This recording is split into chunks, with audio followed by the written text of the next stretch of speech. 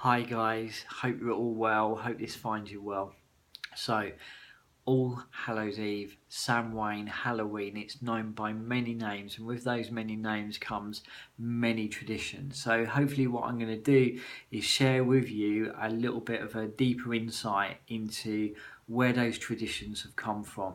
Some of them you may know, some of them you may come across but don't really understand why we celebrate them in the way that we do. Um, and as I say, it's known in so many different ways and so many different names and so many ways of kind of celebrating those traditions. So I really wanted to share some of them that are very dear to me, especially with the work that I do. One of them that I've really resonated with for such a very, very, very long time was the one where traditionally a place would be laid at the table for those that have passed. And I just think that's such a kind of beautiful way of remembering those that we've loved and those that we've lost. And it kind of goes back to the fact that on All Hallows Eve, Halloween Samhain, that the veils between the two worlds were felt to be a lot thinner.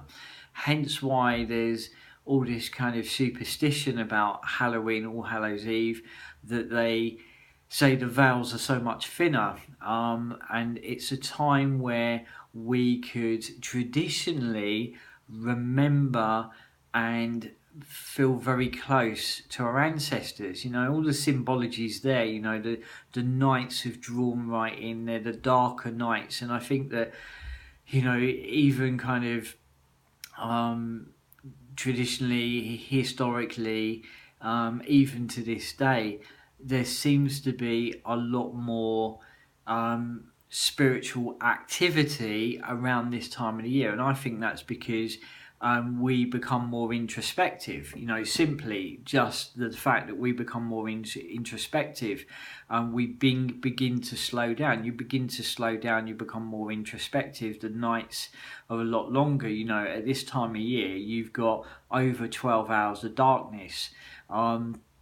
Creeping into 14, 15 hours of darkness. It's getting dark at 4 o'clock in the afternoon, all the way through to 7 o'clock the next morning. It's a long time of darkness.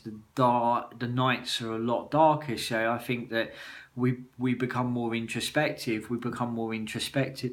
We naturally become more aware, and therefore we become more aware of the innate. We become more aware of the presences around us. So it's a time of year that we naturally feel a lot closer to our ancestors, and it's a time of year that a lot more people have spiritual activity, become more aware of that activity.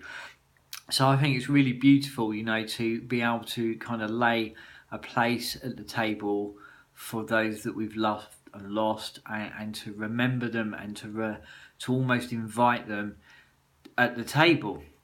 And something that I've been really blessed to be a part of over time is evenings as very much like that, where also something really nice to do and beautiful to do is to go around the table and to invite everybody to share a story, a memory of somebody that they've loved and lost, who they are, and a story, something that is dear to them, a memory.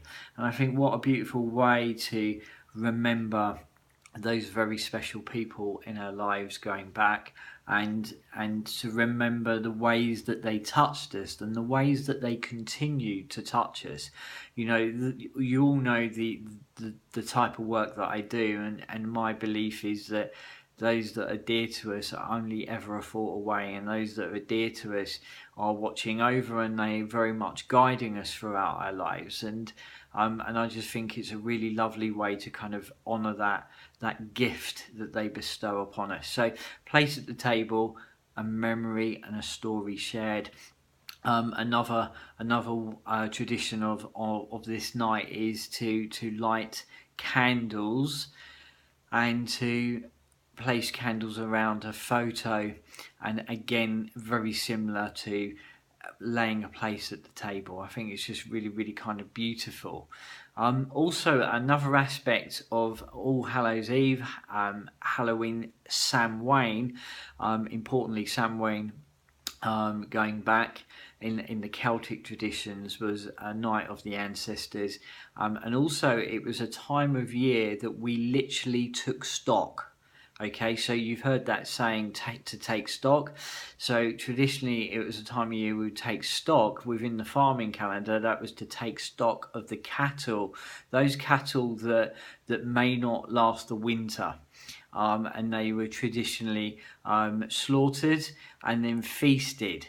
So, the metaphorically way to approach that is absolutely take stock of the year that's gone by. So, within the Celtic calendar, this would be the beginning or ending of the year and the beginning of a new year within the Celtic calendar. And it will be an opportunity to look back over that year, to take stock, and kind of look at what is no longer serving you, and to almost sweep it away. Okay, so another association there is the Bissell broom, the broomstick, the witch's broom. It was to sweep away the old, sweep away the old unwanted. So, on this night, the house would be cleansed and cleared, and a sweeping away of the old and unwanted. You've heard of spring cleaning, but also traditionally on Samhain, All Hallows Eve, it was another opportunity, primary opportunity, to sweep away the old and unwanted. And I kind of say to people, it's an opportunity to kind of have a look through your modern way, have a look through your phone book and take a look at your contacts within your phone book and think, those people in that list, are they actually within my life? When was the last time I spoke to them? If not, why not? What is going on with that? And to kind of have a good old look, take stock of your life, sweep away the old and the unwanted. A very, very powerful time to do that. And also any unfinished business within your world. What is unfinished? How can I move that into completion? How can I move that into a whole solid place? So very powerful time to take stock. So what about the darker side of this night? You hear all these stories about ghosts, ghouls, witches, shadow men.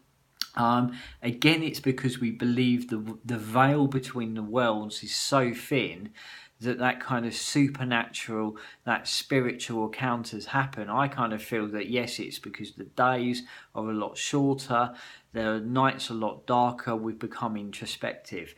So what about pumpkins? How does that come into all of this? Why is it that we've got pumpkins? They traditionally were called jack-o'-lanterns, okay?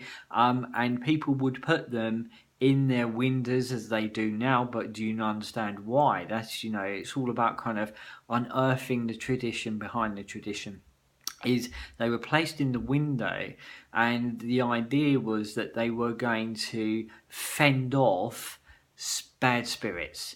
They were going to fend off evil spirits, and they also were lit along the roadside, so that any travellers that were travelling along the roadside were also looked over, watched over, and also protected.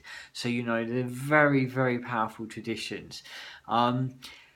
So there's a few of them to think about, a few of them to kind of have an understanding.